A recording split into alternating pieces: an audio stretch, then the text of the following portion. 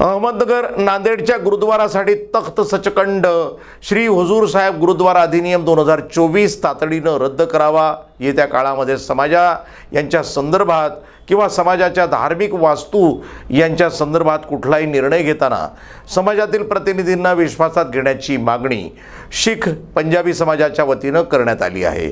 या मागणीचं निवेदन अप्पर जिल्हाधिकारी अतुल चोरमारे यांना देण्यात आलं आहे। अहमदनगर नुकतेच राज्य सरकारनं 5 फेब्रुवारीच्या मंत्रिमंडळाच्या बैठकीमध्ये नांदेडच्या गुरुद्वारासाठी तख्त सचखंड श्री हुजूर साहेब गुरुद्वारा अधिनियम 2024 हा लागू केला आहे।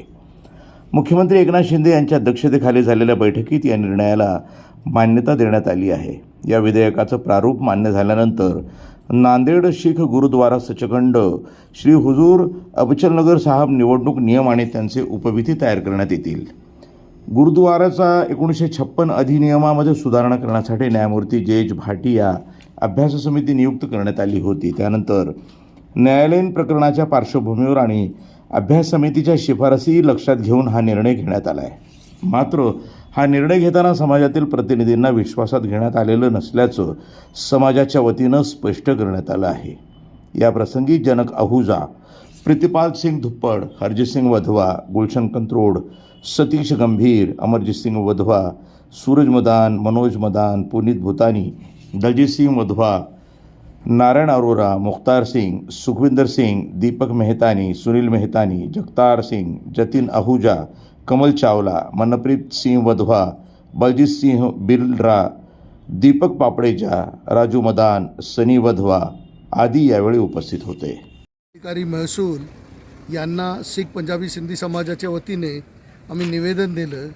मागच्या 5 फेब्रुवारीला राज्य सरकारने बैठक घेतली आणि त्या बैठकीत त्यांनी निर्णय घेतला की तख्त सचखंड श्री अबचलनगर म्हणजे नांदेड येथील गुरुद्वाऱ्यावरती सरकार समितीचे मेंबर नेमणूक करेल। त्या समितीवर 17 मेंबर आहेत आणि त्या 17 मेंबरपैकी 16 मेंबर हा सरकार करतील आणि बाकी समाजात नाही। तसं पाहिलं तर शीख पंजाबी समाज हा मायनॉरिटी अल्पसंख्याक समाज आहे आणि या अल्पसंख्याक समाजात आपल्या धार्मिक रीतिरिवाज आहेत जे ते आपल्या परीने पाळतात। ज्यावेळेस कुठं काही त्रास होतो, काही मदतची वेळेस असती तर हा समाज दरवेळेस पाळणारा आहे। कुठेही कुठल्या भांडणात किंवा कशात नसणारा हा समाज आहे। परंतु हे सर्व असताना देखील एवढ्या मोठ्या तख्तवर आत्तापर्यंत ज्या ठिकाणी धार्मिक उत्सव प्रेमाने होत होते त्या ठिकाणी सरकारने हस्तक्षेप करण्याची जी गोष्ट केली आहे ती सगळ्यांच्या मनाला दुखवणारी आहे। सरकारने याच्यात हस्तक्षेप करू नये, कारण ज्या आमच्या भावना आहेत, ज्या आमच्या धार्मिक रूढी परंपरा आहेत त्या आम्हालाच माहिती आहेत आणि त्या आमचा समाजच त्या ठिकाणी करू शकतो। कुठल्याही समाजाच्या विश्वस्तांना, लोकांना, सिनियर मेंबरला विश्वासात न घेताना ही कृती केल्यात आलेली आहे आणि त्या कृतीचं आम्ही सगळे या ठिकाणी निषेध करतो आणि त्यामुळं सरकारने हा निर्णय जो घेतलेला आहे तो रद्द करण्यात यावे आणि पुन्हा एकदा या गोष्टीचा आम्ही सगळे निषेध करतो। राज्यात याची आंदोलन चालू आहेत। आज औरंगाबादमध्ये पण आंदोलन आहे, पुण्यात देखील आंदोलन आहेत। प्रत्येक तहसीलमध्ये मग संगमनेर असू, कोपरगाव असू, ज्या ठिकाणी समाज आहे त्या ठिकाणी सर्वात पहिले तहसीलदारांना, कलेक्टरांना निवेदन देण्यात येणार आहेत आणि त्यानंतर नाही झालं तर पुढचं पाऊल आंदोलन होतील, तीव्र आंदोलन होईल आणि त्यात जसे वरतून निर्देश येतील की बाबा आपल्याला समाजाच्या दृष्टिकोनातून हा करायचे त्याप्रमाणे समाज एकजुटीने तो करेल।